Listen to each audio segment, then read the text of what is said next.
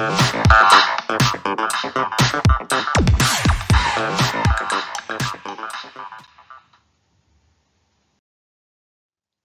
Everyone, welcome back to my channel Medico ma'am.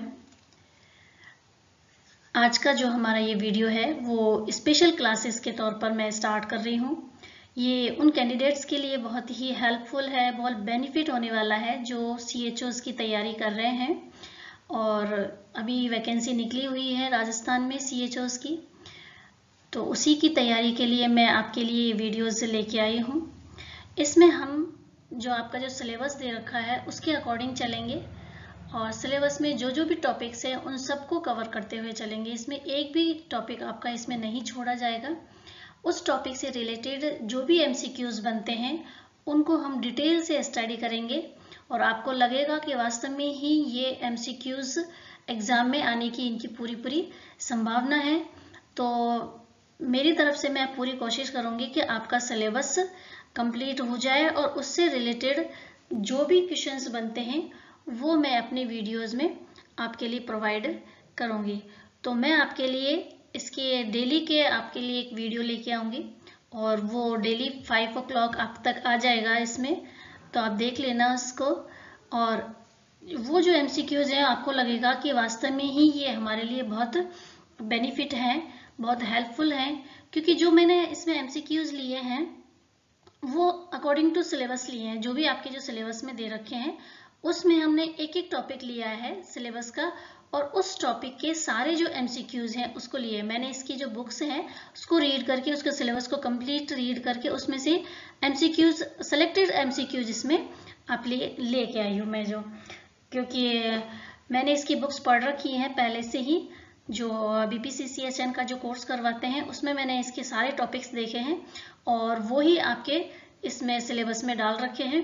तो आप बेफिक्र रहिए और मैं आपके लिए पूरी कोशिश करूंगी कि आपका जो एग्ज़ाम है उसमें क्वेश्चंस इसी में से देखने को आपको मिलेगा। फिर भी आपके कोई क्वेरीज हैं तो आप कमेंट्स बॉक्स में कमेंट्स कर सकते हैं, मैं सॉल्व करने की कोशिश करूंगी उनको। तो मैं स्टार्ट करती हूँ आज का वीडियो बिना टाइम वेस्ट किए। तो इस वीडियो में आपको जो सबसे पहले मैंने जो टॉपिक लिया है आपके सिलेबस के अकॉर्डिंग ही, जो NHM ने जो आपका सिलेबस डिसाइड किया है उसके ही टॉपिक्स हम इसमें कवर करेंगे। तो जो फर्स्ट टॉपिक है, इसके अलावा एनाटॉमी फिजियोलॉजी के भी है लेकिन उससे क्वेश्चंस कम आते हैं, तो हमने यहाँ पर जो इम्पोर्टेंट टॉपिक है उसको हम पहले कवर करेंगे। उसके बाद जो टॉपिक्स बचेंगे उनको हम बाद में डिस्कस करेंगे। तो इसका जो हमने फर्स्ट टॉपिक, क्योंकि जो ये एग्जाम है वो CHO का जो एग्जाम है इसको जो बोलते हैं सामुदायिक स्वास्थ्य अधिकारी या कम्युनिटी हेल्थ ऑफिसर, इसमें जो क्वेश्चंस आएंगे वो आपके कम्युनिटी बेस पर ज़्यादा आएंगे। कम्युनिटी से जो रिलेटेड जो सब्जेक्ट है आपका कम्युनिटी का, उसके बेस के ऊपर ही ज़्यादा से ज़्यादा क्वेश्चन आएंगे, तो उनको ही हम करने की इसमें कोशिश करेंगे। इसके अलावा हमारे जो नेक्स्ट टॉपिक बच जाएंगे उसको मैं आपको जो नेक्स्ट अपकमिंग जो हमारे वीडियोज़ होंगे उसमें पूरी कोशिश करूँगी उनको कराने की। तो आज का जो हमारा टॉपिक है वो फर्स्ट टॉपिक है concept of community health. Concept सबसे पहले जानना, ये बेसिक चीज है कि कम्युनिटी हेल्थ का जो कॉन्सेप्ट है वो क्या है और इससे कौन कौन से क्वेश्चंस आपके आ सकते हैं। तो इससे रिलेटेड जितने भी क्वेश्चंस हैं मैं इसमें आपको पूरे कराने की कोशिश करूंगी। तो चलिए स्टार्ट करते हैं, बिना टाइम वेस्ट किए हम इसमें ज़्यादा से ज़्यादा क्वेश्चंस करेंगे। एक क्वेश्चन के साथ साथ मैं आपको उससे रिलेटेड जो भी क्वेश्चंस बनते हैं वो सारे एक्सप्लेन करवा दूंगी। इससे जो कॉन्सेप्ट ऑफ कम्युनिटी हेल्थ है इसमें से जो क्वेश्चंस हैं वो आपके बाहर नहीं जाने वाले हैं। इससे रिलेटेड क्वेश्चंस आपको सभी इसमें वीडियो में देखने को मिलेंगे। तो करते हैं, सबसे पहले हम देख लेते हैं जो फर्स्ट क्वेश्चन है वो है आपके सामने स्क्रीन पर इस तरह से। अगर आपको इनके क्वेश्चंस के आंसर पता है तो आप कमेंट्स बॉक्स में साथ के साथ कमेंट्स भी करते जाएं कि इसका आंसर ये होगा। तो क्वेश्चन नंबर फर्स्ट है, मैंने इसमें यहाँ पर मेंशन नहीं किया क्वेश्चन नंबर फर्स्ट, आप देखते रहना। इसके अलावा आप कॉपी पेन लेकर भी साथ में बैठे ताकि जो भी आपको इम्पोर्टेंट लगे साथ ही साथ मैं आपको एक्सप्लेन भी करती जाऊंगी। इसमें लिखने का थोड़ा टाइम कम था तो जो भी मैं एक्सप्लेन करती जाऊंगी आप अपनी नोटबुक में साथ के साथ इम्पोर्टेंट पॉइंट्स को लिखते जाइए, ठीक है। तो चलिए पहला क्वेश्चन है आपके सामने, the organised community effort that promote health and prolong life ठीक है, क्वेश्चन समझ लीजिए आप पहले। क्वेश्चन क्या कह रहा है, इंग्लिश में आपका जो पेपर आएगा और शायद इंग्लिश और हिंदी दोनों में ही आए, क्योंकि पिछली बार जो पेपर आया था वो हिंदी में आया था। तो सभी कैंडिडेट्स ने ये मांग करी थी कि पेपर दोनों में ही आना चाहिए, इंग्लिश में भी और हिंदी में भी, क्योंकि जो कैंडिडेट होते हैं वो इंग्लिश मीडियम से भी होते हैं, कुछ स्टूडेंट कुछ हिंदी मीडियम से भी होते हैं, तो प्रॉब्लम हो जाती है, कईयों को लैंग्वेज की प्रॉब्लम हो सकती है। तो हो सकता है इस बार शायद दोनों ही लैंग्वेज में पेपर आए। फिर हम क्या करते हैं कि मैंने जो यहाँ पर वीडियोस में लिया वो इंग्लिश में लिया है, लेकिन मैं उसको हिंदी में आपको एक्सप्लेन करती रहूंगी। तो क्वेश्चन है आपके सामने, the organise community efforts that promote health and prolong life. ऐसा ऑर्गेनाइज कम्युनिटी जो क्या एफर्ट करता है, प्रमोट हेल्थ, जो हेल्थ को प्रमोट करे और लाइफ को प्रोलॉन्ग करे, ऐसी कम्युनिटी एफर्ट को क्या बोलेंगे, कैसा होना चाहिए ऐसा कम्युनिटी एफर्ट। फर्स्ट ऑप्शन है कंट्रोल ऑफ कम्युनिकेबल इन्फेक्शंस होना चाहिए। बी ऑप्शन है इम्प्रूव्ड एनवायरमेंटल असेस्ड to safe water and sanitation होना चाहिए। ठीक है, आपको समझ में आ गया ना क्वेश्चन क्या कह रहा है कि ऑर्गेनाइज कम्युनिटी एफर्ट, ऐसा कौन सा एफर्ट करेंगे जिसकी वजह से हेल्थ क्या हो, प्रमोट हो और लाइफ प्रोलॉन्ग हो। तो उसमें ऑप्शन ए है कंट्रोल ऑफ, इसमें कम्युनिकेबल डिजीज होती है उसको कंट्रोल करने वाला होना चाहिए एफर्ट, या improved environment access to safe water और सैनिटेशन को इम्प्रूव करने वाला एनवायरमेंट होना चाहिए, या सी ऑप्शन है personal hygiene improvement through education, education के थ्रू जो पर्सनल हाइजीन है उसको इंप्रूव करने वाला होना चाहिए, या डी है ऑल ऑफ दी अबव। तो इसका राइट आंसर क्या होगा आपको बताना है, इसका राइट आंसर क्या है। तो इसका जो राइट आंसर है वो होगा option D is the right answer. सारे ही क्या होंगे इसमें कम्युनिकेबल जो कम्युनिटी एफर्ट होने चाहिए, किसके लिए, हेल्थ को प्रमोट और प्रोलॉन्ग लाइफ करने के लिए। ठीक है, नेक्स्ट क्वेश्चन की तरफ। नेक्स्ट क्वेश्चन है आयुर्वेदा एंड सिद्धा system of medicines came into exist in. जो आयुर्वेद और जो सिद्धा सिस्टम है वो कब आया था, 1400 बीसी में आया था, या फिर 1300 बीसी में आया था, सी है 1000 बीसी में आया था, या डी है 1100 बीसी में आया था। ठीक है, आयुर्वेद और सिद्धा सिस्टम। तो अकॉर्डिंग टू सिलेबस ही हम चल रहे हैं। पहला जो आपका टॉपिक है वो कॉन्सेप्ट ऑफ कम्युनिटी हेल्थ का है, उससे रिलेटेड ये क्वेश्चंस हैं आपके सामने। तो सेकंड क्वेश्चन आपके सामने ये है, आपको इसका आंसर बताना है क्या होगा। तो इसका जो राइट आंसर है वो हो जाएगा option A is the right answer. 1400 BC में आयुर्वेदा और सिद्धा सिस्टम आया था। नेक्स्ट क्वेश्चन है थर्ड है, the Greek system of medicine known as Unani was introduced. जो मेडिसिन्स का यूनानी जो शब्द है, ग्रीक वर्ड्स लिए, the Greek system of medicines Unani, Unani का जो मेडिसिन शब्द है वो किससे लिया है, मुस्लिम से है। यूनानी जो शब्द है, ठीक है, मेडिसिन का, वो किससे लिया गया है वो आपको बताना है। मुस्लिम से है, क्रिश्चियन से है, या पारसी है, या फिर सिख है। सही आंसर इसका क्या होगा। सेलेक्टेड क्वेश्चंस हैं, सारे ही आपके लिए बहुत ही इंपॉर्टेंट है एग्जाम पॉइंट ऑफ व्यू से। तो option A is the right answer. Muslim जो वर्ड है उससे इसको लिया गया है। ठीक है, मेडिसिन का यूनानी शब्द है। Quantity and quality of an individuals interpersonal tie and extent of his environment with the community is. क्या होगा इसमें, फाइनेंशियली हेल्थ बोलेंगे उसको। ठीक है, अभी आपको एक्सप्लेन करती हूँ क्वेश्चन क्या कह रहा है। ऑप्शन देख लेते हैं इसका, सोशल हेल्थ है, या ऑक्यूपेशनल हेल्थ है, या फिर स्पिरिचुअल हेल्थ है। आपको इसका सही आंसर बताना है क्या होगा।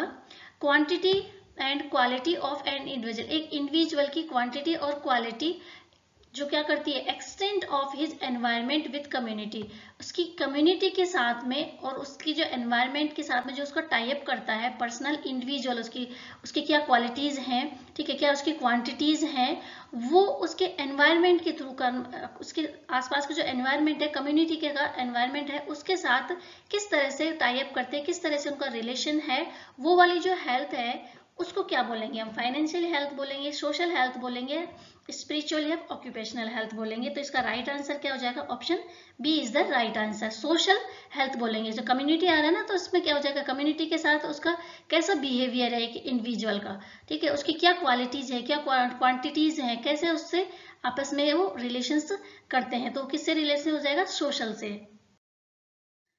नेक्स्ट क्वेश्चन है, subjective sense of feeling unwell. ठीक है, इसको आपको अच्छी तरह से समझना है इस चीज को। क्या है ये subjective sense of feeling unwell? क्या बोलेंगे हम इसको? सिकनेस बोलेंगे, इलनेस बोलेंगे, या डिजीज बोलेंगे, या फिर मोर्टिलिटी बोलेंगे। तो ये सारे आपको पता होना चाहिए। जो 4 क्वेश्चंस हैं ये भी आपको आने चाहिए, जो ऑप्शंस हैं, तभी जाकर के आप सही आंसर कर सकते हैं इसका। कि subjective science of feeling unwell, अगर कोई व्यक्ति कैसा महसूस कर रहा है, अनवेल महसूस कर रहा है, तो वो साइंस की कौन सी कंडीशन में आता है? सिकनेस में, इलनेस में, या फिर डिजीज में, या फिर मॉर्टिलिटी में? तो हम पहले इसका आंसर देख लेते हैं, उसके बाद मैं चारों के आंसर बताऊंगी मैं क्या होते हैं। ना theory of concept of causation of disease. अब कोई भी डिजीज कॉज होती है, उसके पीछे क्या कॉन्सेप्ट है, किसकी थ्योरी काम करती है? कोई भी डिजीज हो जाती है तो इसके पीछे भी 3 थ्योरी काम करती हैं, वो मैं आपको बताने वाली हूँ। कौन कौन सी डिजीज है, ठीक है, किस किस के थ्रू है। तो एक होती है कॉन्टाजिनस थ्योरी होती है, बी है हेल्थ ट्रेड थ्योरी है, या फिर पावलव थ्योरी है, या फिर मास्लोव हायरार्की थ्योरी है। आपको इसका राइट आंसर बताना है कि इसका राइट आंसर क्या होगा। कोई भी डिजीज अगर कॉज होती है किसी की वजह से, तो causation of disease concept of theory किस थ्योरी के ऊपर डिपेंड करता है। तो इसका जो राइट आंसर है वो होगा option A is the right answer. इसके अलावा जो कॉन्टाजिनस जो थ्योरी है, उसके अलावा भी कॉजेशन ऑफ डिजीज की जो थ्योरी है वो और भी है 3। जैसे पहली हो गई सुपरानेचुरल थ्योरी है, वो भी क्या है, कॉजेशन ऑफ डिजीज की ही थ्योरी है। और एक होती है जर्म्स थ्योरी। अब देख लीजिए सुपरनेचुरल थ्योरी क्या होती है। सुपरनेचुरल थ्योरी में क्या होता है कि पहले ऐसे विश्वास किया जाता था कि कोई भी जो डिजीज होती है वो किसी बुरी आत्मा की वजह से, भगवान के अभिशाप की वजह से होती है। तो ये वाली जो थ्योरी कही गई थी उसको बोलते हैं सुपरनेचुरल थ्योरी। ठीक है, कोई भी जैसे बीमारी हो गई तो पहले के लोग मानते थे कि अगर कोई बीमार हो जाता है तो इसमें क्या है कि भगवान की या तो अभिशाप की वजह से हुआ है, या फिर कोई बुरी आत्मा है उसकी वजह से ये हुआ है। तो ये थ्योरी हो गई सुपरनेचुरल थ्योरी। नेक्स्ट जो थ्योरी थी वो होती है जर्म्स थ्योरी। जर्म्स थ्योरी में क्या माना गया था कि जो जर्म्स थ्योरी है वो दी गई थी, हेनले कोच ने दी थी, रॉबर्ट कोच और लुई पास्चर ने दी थी। इसको ध्यान में रखना इस चीज को, ठीक है। आपका नेक्स्ट क्वेश्चन इसी के बेस के ऊपर है कि जो जर्म्स थ्योरी है वो किसने दी थी, वो दी थी रॉबर्ट कोच और हेनले कोच ने दी थी। इनके अनुसार क्या था कि कोई भी जो डिजीज होती है वो माइक्रोब्स की वजह से होती है। जो सूक्ष्म जीव होते हैं, माइक्रो ऑर्गेनिजम्स होते हैं, जिसको बैड एयर भी बोल सकते हैं, उनकी वजह से क्या होती है, कोई बीमारी होती है। ठीक है, ये तो क्या हो गया, सॉरी बैड एयर इसमें नहीं आएगा, बैड एयर आएगा कॉन्टेजिनस में आएगा। तो जो जर्म्स थ्योरी है वो किसकी वजह से होती है, माइक्रोब्स की वजह से होती है। सूक्ष्म जो जीव होते हैं, माइक्रो ऑर्गेनिजम्स होते हैं, उसके कारण जो डिजीज होती है उसको बोला गया था जर्म्स थ्योरी। और एक और होती है कॉन्टाजिनस थ्योरी, जो हमने यहाँ पर डिस्कस कर लिया। कॉन्टाजिनस थ्योरी है उसको बैड एयर भी बोलते हैं, कि जो डिजीज होती है वो किसकी वजह से होती है, बैड एयर की वजह से होती है। ठीक है, आसपास का जो माहौल है कैसा है, एक दूसरे की तरफ, जैसे कोई कॉन्टाजिनस हो गया है तो एक व्यक्ति से दूसरे व्यक्ति में जो बीमारियां फैलती है वो किसकी वजह से, बैड एयर की वजह से, ये टच करने की वजह से। इस वजह से जो डिजीज होती है उसको क्या बोलते हैं, कॉन्टाजिनस थ्योरी कहते हैं। और ये क्या है, ये अलग अलग है, हेल्थ ट्रेड अलग है, पावलव थ्योरी अलग है, ये मास्लोव थ्योरी अलग है। तो आपको केवल ये जानना है कि जो कॉन्टाजिनस थ्योरी है वो क्या है, कॉजेशन ऑफ डिजीज है। इसके अलावा मैंने आपको 3 और थ्योरी है वो भी इसमें बता दी है, तो आप देख सकते हैं इस तरह से। नेक्स्ट क्वेश्चन है हेनले कोच पोस्ट्यूल एक्सप्लेन। आगे ना ये वाला क्वेश्चन मैंने पहले आपको एक्सप्लेन कर दिया था। इसमें हेनले कोच जो पोस्ट्यूल है उसने कौन सी थ्योरी दी थी वो आपको बताना है। कॉन्टाजिनस थ्योरी दी थी, या फिर जर्म्स थ्योरी दी थी, या फिर एपिडेमियोलॉजिकल ट्रेड थ्योरी दी थी, या फिर हेल्थ डिटर्मिनेंट्स थ्योरी दी थी। आपको इसका राइट आंसर बताना है क्या होगा। तो आप आसानी से आप दे सकते हैं इसका राइट आंसर क्या होगा। तो इसको जो राइट आंसर है वो होगा option B is the right answer. इन्होंने कौन सी दी थी, जर्म्स थ्योरी दी थी। हेनले कोच पोस्ट्यूल ने, लुईस पास्चर और रॉबर्ट कोच ने दिया था। नेक्स्ट चलते हैं हम question number, actions which help the progress of a disease at its incipient stage and prevent complications related to which stage of prevention. अब आपको ये पता होना चाहिए प्रिवेंशन कितने टाइप्स के होते हैं, कौन कौन से लेवल होते हैं प्रिवेंशन के। ये भी मैं आपको इसी वीडियो में ये इसके सारे प्रिवेंशंस के लेवल है वो बता दूंगी, कौन कौन से प्रिवेंशंस होते हैं। तो आप देख लीजिए, सबसे पहले इस क्वेश्चन का आंसर बता देती हूँ मैं आपको क्या होगा। ऑप्शन आपके सामने है, ठीक है, सबसे पहले क्वेश्चन क्या कह रहा है, actions which help the progress of disease, ऐसा एक्शन जो डिजीज की प्रोग्रेस को हेल्प करता है, रोकता है, एंड इज इंसिपिडेंट, उसके प्रारंभिक स्टेज में, एंड प्रिवेंट कॉम्प्लिकेशन, और क्या करता है, कॉम्प्लिकेशंस को होने से रोकता है।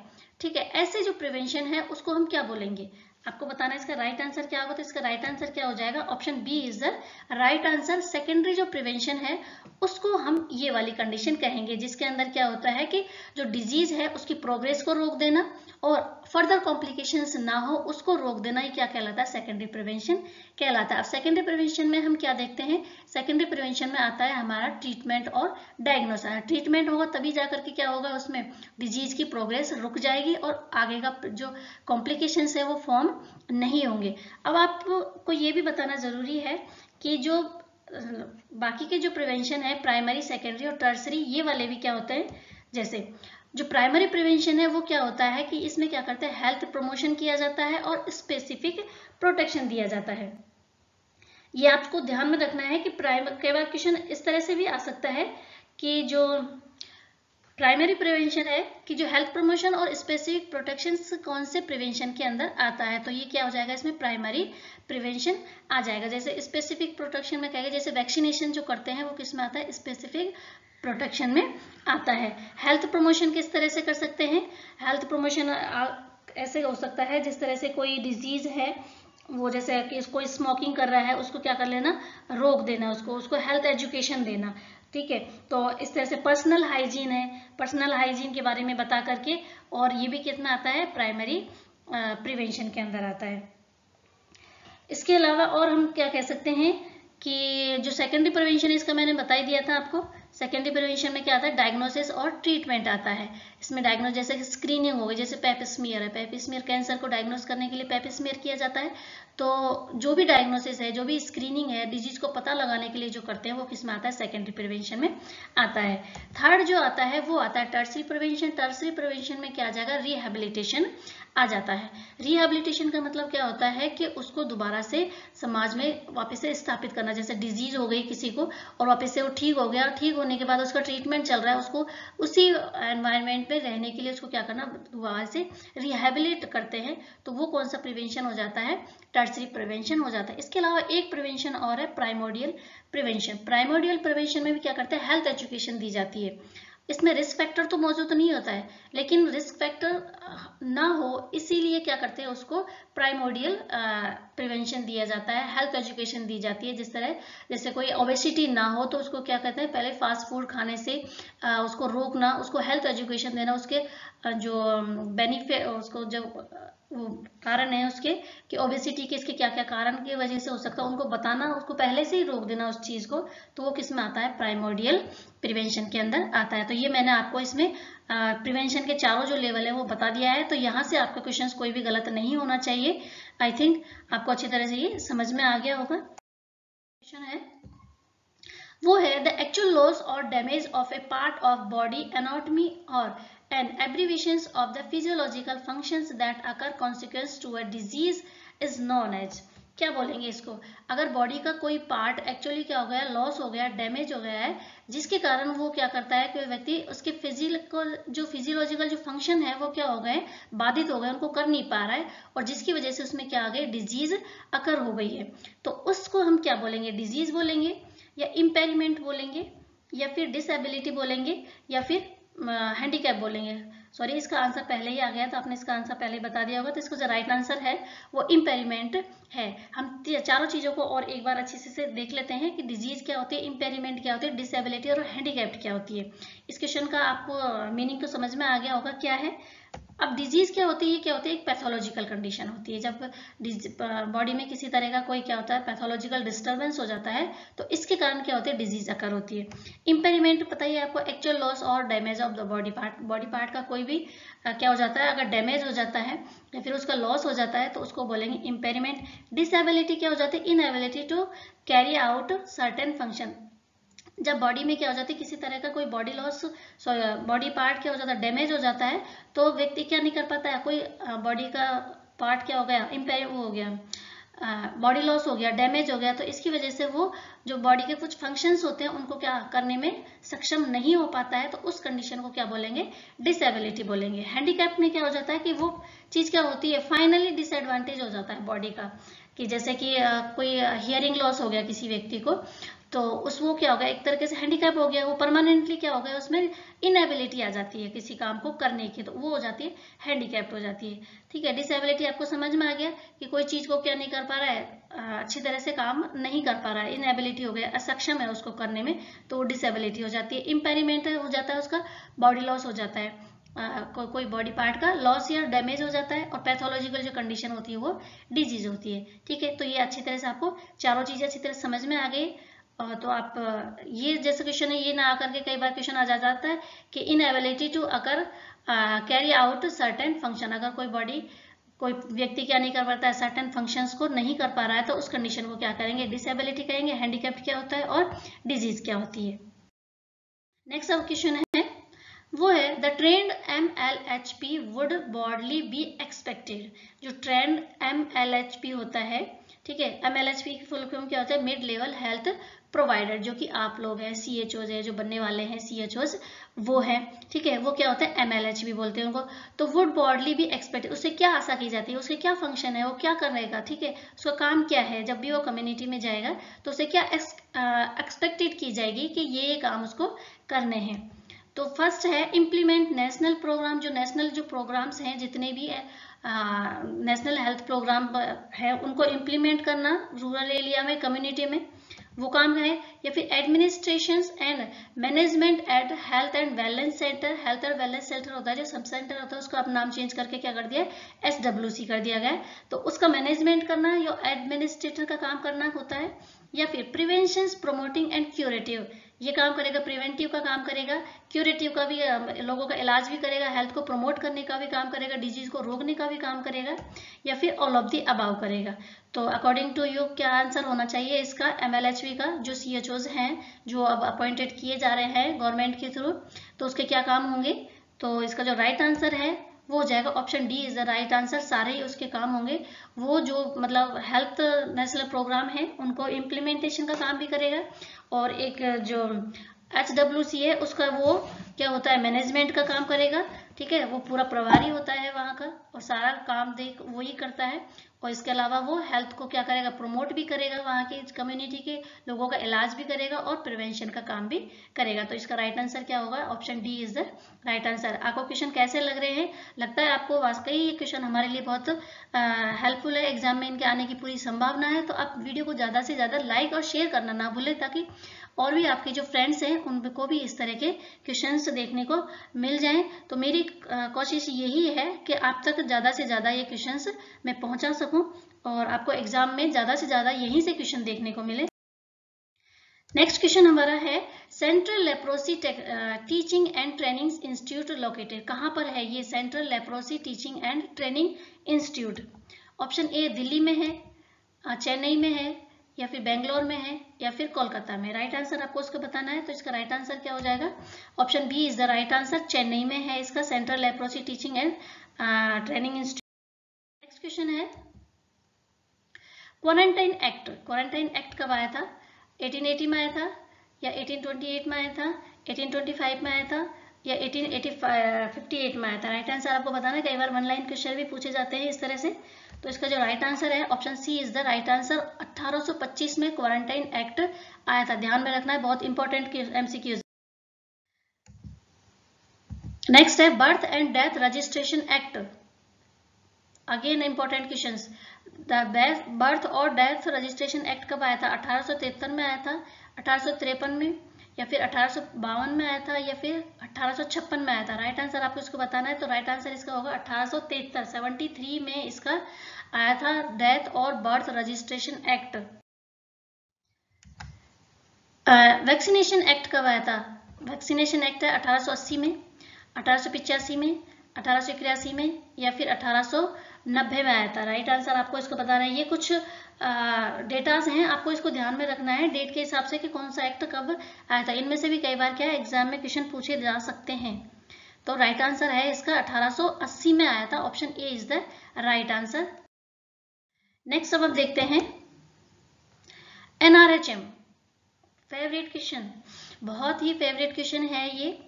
जो भी कम्युनिटी बेस पर एग्जाम होते हैं उसमें ये क्वेश्चन जरूर पूछा जाता है। NRHM का कब एस्टेब्लिश हुआ था, 2005 में या 2007 में या 2008 में या 2006 में? अगर आपको इसका राइट आंसर पता है तो कमेंट्स बॉक्स में जरूर कमेंट्स करें इसका राइट आंसर क्या होगा। तो राइट आंसर इसका है 2005 में NRHM आया था।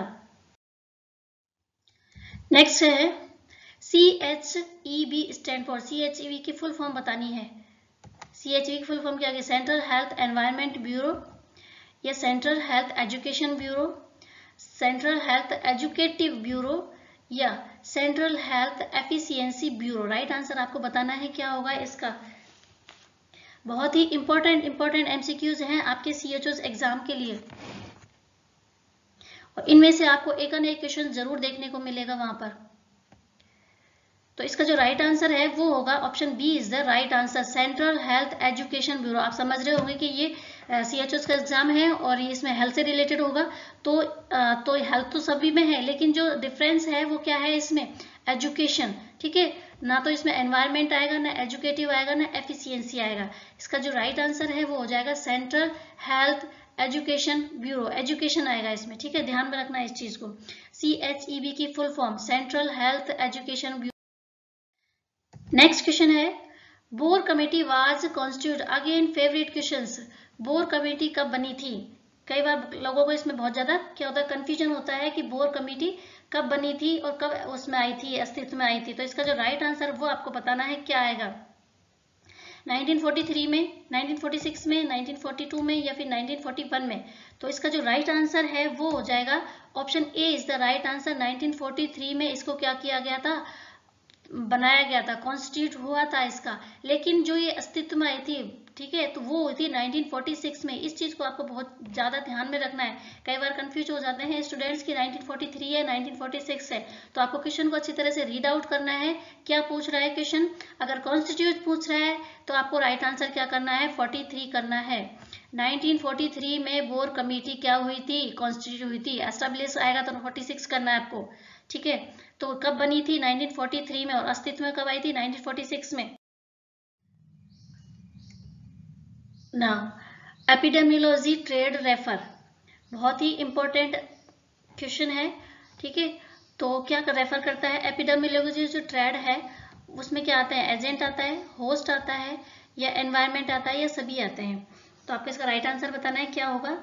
तो इसका जो राइट आंसर है वो हो जाएगा option D is the right answer. Epidemiology trade है वो तीनों से मिलकर के बनता है।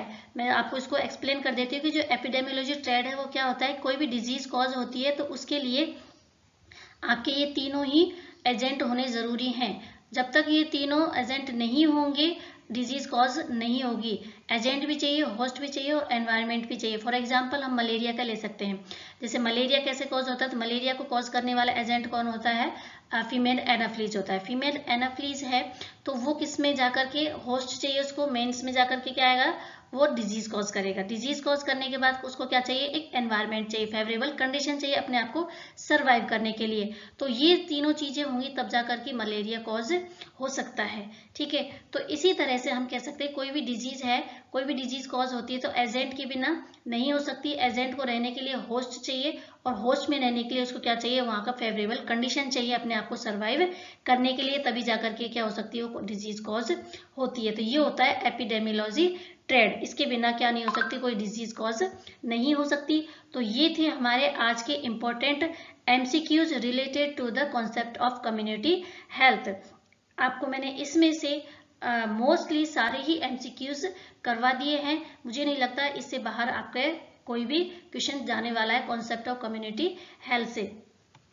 इसके बाद अब हमारा जो नेक्स्ट जो टॉपिक होगा वो होगा health care planning and organisation of health care at various level. आप देख लेना इसका जो सिलेबस है, जो सिलेबस इसमें पब्लिश किया गया है वो उसी के अकॉर्डिंग हम चलेंगे। इसमें एक एक टॉपिक को लेंगे और एक एक टॉपिक से रिलेटेड सारे जो MCQs बनते हैं उनको पूरे के करने की कोशिश करेंगे।